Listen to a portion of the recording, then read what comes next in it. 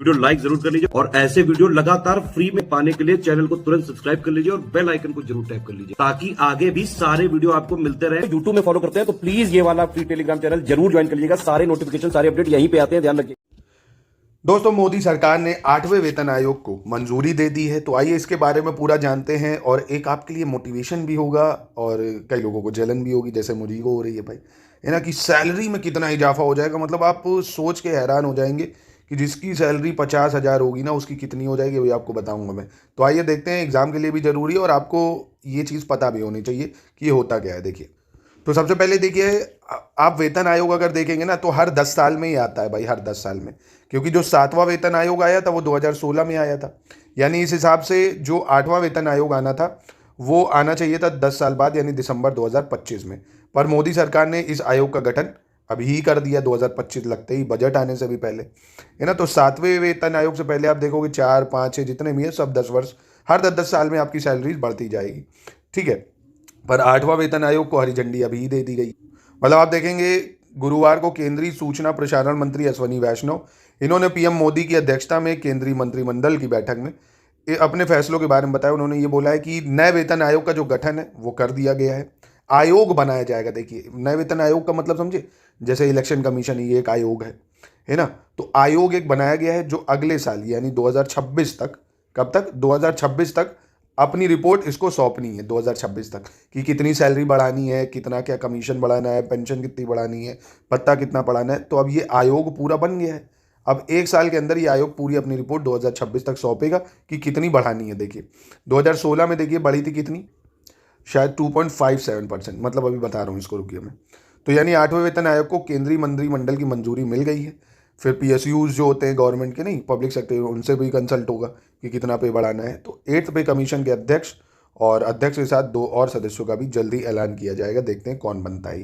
देखिए, अगर आप 7वें वेतन आयोग की बात करें ना, तो 7वें वेतन आयोग में 2.57 का फिटमेंट फैक्टर लागू किया गया। तब आपके मन में सवाल आएगा, सर ये फिटमेंट फैक्टर क्या होता है। देखिए ये फिटमेंट फैक्टर ही होता है जो सैलरी को बताता है। जैसे मान लीजिए 2.57 फिटमेंट फैक्टर का मतलब यहाँ पे ये है कि जो न्यूनतम सैलरी है 2017, मतलब 7वें वेतन आयोग में न्यूनतम सैलरी 7,000 थी।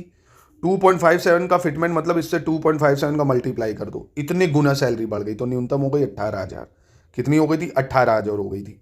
ये आपको याद रखना, इतने गुना सैलरी बढ़ जाती है, इतने गुना सैलरी बढ़ जाती है। अब इस बार जो फिटमेंट फैक्टर कहा जा रहा है वो कह रहे हैं, देखिए 2.57 तो 7वें में था, तो आम सी बात है इस बढ़ेगा ही, यानी 2.86 कह रहे रहेगा। पर जो कर्मचारियों की मांग है वो 3.68 है, और जो मुझे लग रहा है ये मान भी ली जाएगी।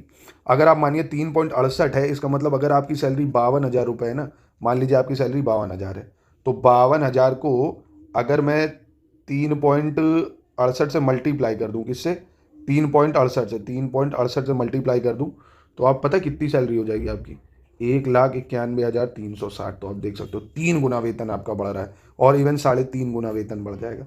हम कह रहे हैं ये भी छोड़ो, अगर इतना भी आया ना तो भी 3 गुना हो गया। 52,000 में 2.86 का अगर आप मल्टी कर दो तब भी सैलरी आपकी कितनी बन जाएगी, आप सोच सकते हो, 1.5 लाख के आसपास सैलरी बन जाएगी। तो इतना वेतन बढ़ेगा। फिटमेंट फैक्टर होता है कि जो ये आयोग गठित करता है कि इतना फिटमेंट फैक्टर है, यानी इतनी सैलरी बढ़नी है, इतने % की वृद्धि होनी है, ठीक है। तो फिटमेंट फैक्टर इस बार का हो सकता है 3.86%, यानी बल्ले बल्ले भैया 30,000 वाले पाएंगे 1 लाख। और यहाँ आदमी देखो बेचारा टैक्स पे टैक्स भरे, टैक्स पे टैक्स भरे। तो इसीलिए कहते हैं ना, सरकारी चीज़ों का तो फ़ायदा ही है। अब आपके मन में सवाल आएगा, केंद्र में लगेगा तो राज्यों में भी लगेगा। बिल्कुल, राज्यों में भी लग जाएगा ये। फिर जो राज्य सरकारें हैं वो भी लगाएंगी, उनका भी वेतन बढ़ेगा। तो आप ये मानिए, अगर आप समीक्षा अधिकारी इस साल बन गए, है ना, अगर आप समीक्षा अधिकारी बन गए 2025 चल रहा है ना, इस वाला पेपर निकाल लिया, तो अगले साल तक जो आपकी सैलरी होगी ना, कम से कम ये मानिए आप 1.5 लाख रुपए तक पहुंच सकती है आपकी सैलरी भाई। 1.5 लाख मिनिमम बता रहा हूँ, ज़्यादा ही होगी, कम नहीं। और इवन 1,80,000 बहुत सैलरी बन सकती है। एसडीएम, डीएसपी, इन सब की सैलरी बढ़ेगी। अभी तो केंद्र में ये लागू होगा, तो केंद्र में लागू होता है तो राज्य वित्त आयोग भी आता है भाई। ऐसा तो है नहीं केंद्र ही वालों की बढ़ती है, राज्य वालों की भी बढ़ती है, ठीक है। तो दोस्तों, पढ़ाई करते रहिए, तभी मैं कह रहा हूँ डेली जो टारगेट दे रहा हूँ उसको पढ़ो अच्छे से। अब सब कुछ छोड़ के सिर्फ और सिर्फ पढ़ाई करो भैया, है ना। सरकार, एक बार सरकारी हो गए तो फिर बात तो है ही है हर चीज़ की। तो जो भी आप एग्जाम को टारगेट कर रहे हो, आरओ कर रहे हो, यूपी पीसीएस कर रहे हो, लेखपाल कर रहे हो, पेट जरूर दिया करो, पेट से बहुत वैकेंसी आती है।